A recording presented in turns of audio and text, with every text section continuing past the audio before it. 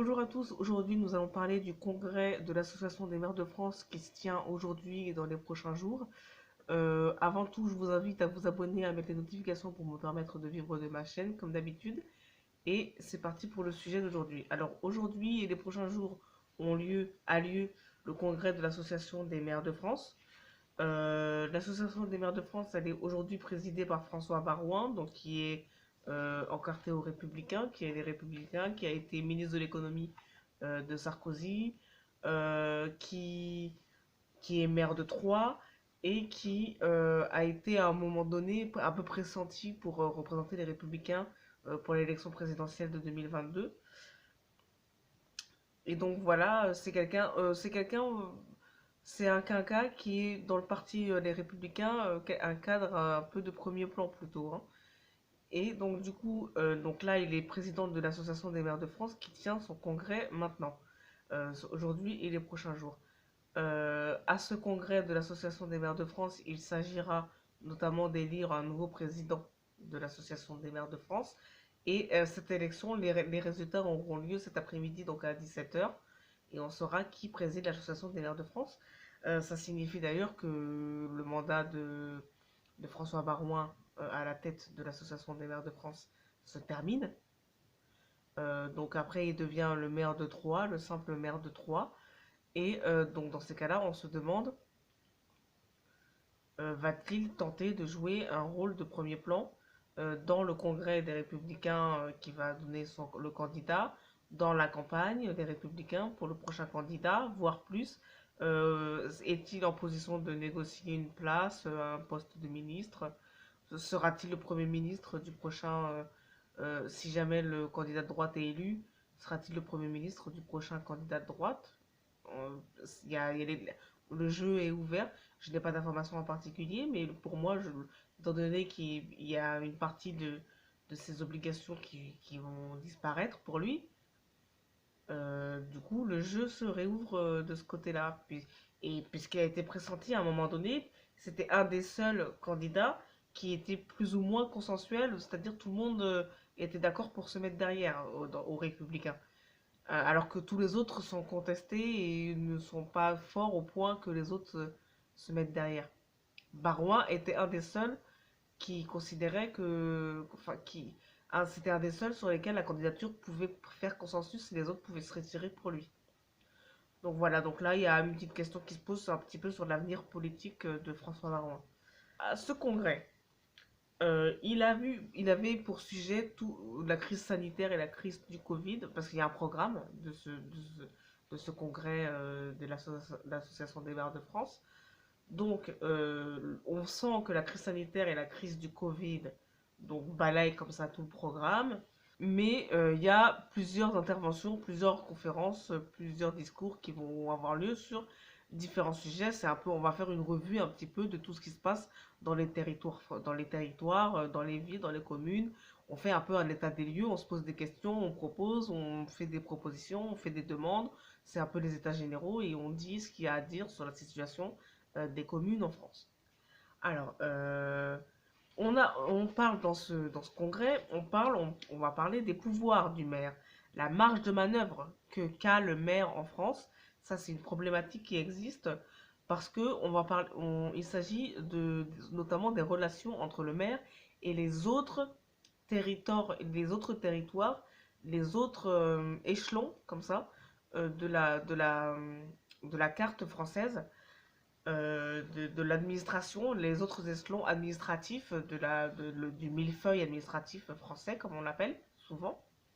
Donc, quand on parle de pouvoir du maire et de marge de manœuvre du maire, on parle des relations entre le maire et les agglomérations, entre le maire et les départements, entre le maire et les régions, et entre le maire et l'État, c'est-à-dire qui prend les décisions sur le territoire où le maire a du pouvoir. Le maire, euh, très souvent, on dit qu'il y a une problématique parce que le maire, pour prendre une décision sur son territoire, parfois, doit se mettre d'accord avec les intercommunalités, les agglomérations, les départements, les régions, l'État. Parfois, l'État a des compétences sur certains sujets, le maire n'a pas la compétence sur ces sujets-là. ou n'a pas les moyens fiscaux de financer ses projets, des choses comme ça. Donc voilà, il y a des problématiques sur les pouvoirs du maire sur son territoire de la commune qui se posent comme ça depuis plusieurs années, notamment à cause du millefeuille administratif, du financement et de la fiscalité, et aussi à cause des compétences que le maire perd de plus en plus en faveur des agglomérations notamment ou de l'État. C'est-à-dire que soit le maire perd la compétence, soit si on lui laisse la compétence, on ne lui laisse pas avoir les moyens de la compétence, c'est-à-dire on ne lui donne pas l'argent, les subventions, le financement, ou on ne lui laisse pas la possibilité d'avoir une fiscalité qui correspond pour financer. Et après, il y a les compétences effectives, légales, qui disparaissent, qui partent des mains du maire pour aller vers les agglomérations et les autres échelons. Donc voilà, il y a plein de questions qui se posent comme ça sur les pouvoirs et les compétences du maire.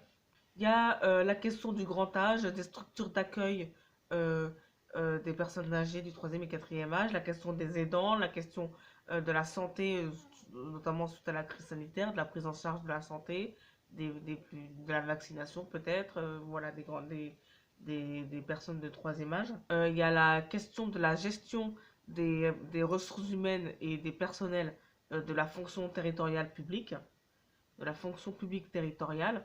Alors on parle notamment, alors on va parler du nombre d'heures de travail, on va parler des salaires, on va parler des compétences, du recrutement, des moyens qu'on va mettre dans les salaires, mais aussi dans les moyens pour travailler, les bâtiments, le matériel. Euh, voilà, il va falloir restructurer aussi tout ça, puisque on parle beaucoup de l'éléphant administratif en France. On dit beaucoup qu'il y a trop de fonctionnaires en France, qu'on paye trop cher. Et on parle aussi d'enlever des fonctionnaires dans la fonction territoriale parce qu'on estime qu'ils ne travaillent pas suffisamment, ou alors il s'agit de les faire travailler plus d'heures, payées pareil, ou voire de supprimer des postes doublons, etc. Donc, et par contre, pour les maires, il s'agit aussi de donner les moyens au personnel de travailler mieux et correctement et d'offrir un service public de qualité. Donc, c'est l'État, notamment tout ce qui est les libéraux, Macron, Fillon, Pécresse, etc., eux, ils veulent dégraisser et enlever des gens. Les maires posent la question de la qualité du service public. Il s'agit aussi de parler de la transition énergétique, du rôle du maire, de l'application des règles, des lois sur la transition énergétique, sur la création peut-être de nouvelles industries, de nouvelles usines sur leur territoire. Il faut donc faire attention à la pollution, l'environnement, les contaminations éventuelles de produits, les pesticides, euh, la santé des riverains, etc. Donc ça, c'est des questions qui se posent aussi. Il est question de faire un bilan de la suppression de la taxe d'habitation. Donc c'est-à-dire par quelle autre fiscalité on l'a remplacée pour financer les projets sur les communes. Est-ce que ça a vraiment eu une incidence sur le pouvoir d'achat des Français? Et quelle est l'incidence sur les ressources financières de la commune?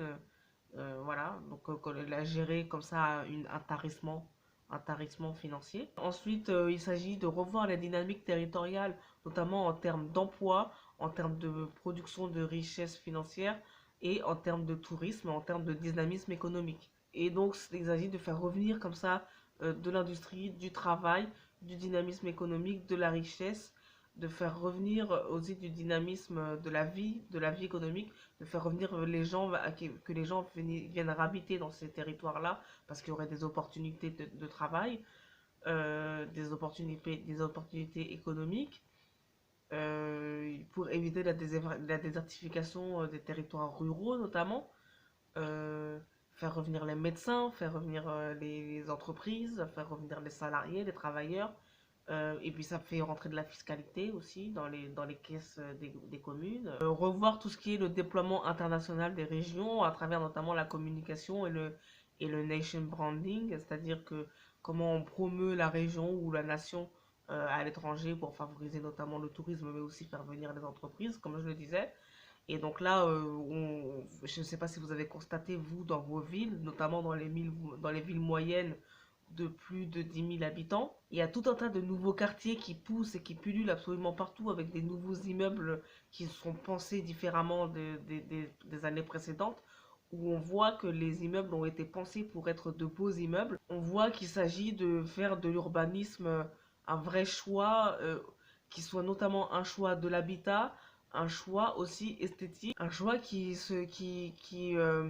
permette non seulement aux gens de vivre dans des endroits plus vivables, plus agréables, mais aussi en termes d'urbanisme, de pouvoir en fait modifier l'image même de la ville, de la ville où sont construits des immeubles. Moi, j'ai l'impression qu'on fait des villes maintenant qui deviennent Instagrammables et qui sont toutes avec le même type d'immeubles qui sont très beaux, avec des couleurs, des balcons, des terrasses, des vitres, des belles vitres, des belles couleurs, etc. Pour que toutes les villes soient Instagrammables et que ça ramène un peu de l'énergie, des nouveautés, des jeunes couples, des travailleurs, des salariés, peut-être des CSP+, voilà. Et il sera aussi question de la transition numérique et la question de l'égalité de l'accès au réseau Internet, Wi-Fi, etc. Les questions des endroits comme ça, des zones blanches où il n'y a pas de réseau, on trouve pas beaucoup de réseaux, etc. Donc ça, c'était déjà une question du dernier congrès, du congrès il y a 5 ans, pendant l'élection présidentielle. Donc voilà. Et, et puis la question des outre-mer. On a aussi on veut souligner les communes d'outre-mer, notamment avec les scandales sanitaires, les problèmes des hôpitaux, les problèmes de vaccination, euh, les problèmes culturels, des problèmes de tension communautaire aussi. Voilà, c'est fini pour aujourd'hui et je vous dis ciao à une prochaine vidéo.